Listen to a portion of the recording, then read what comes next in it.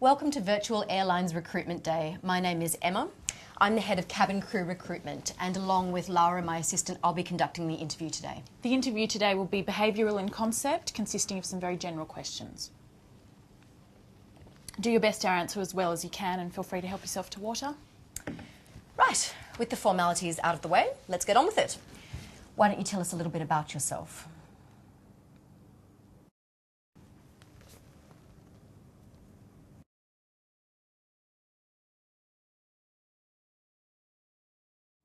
What sort of qualities do you think we're looking for at Virtual Airlines?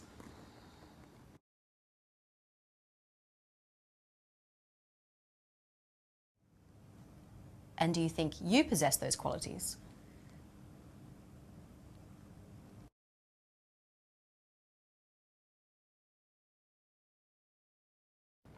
So tell us about a time when a customer was unhappy with their service. How did you manage the situation?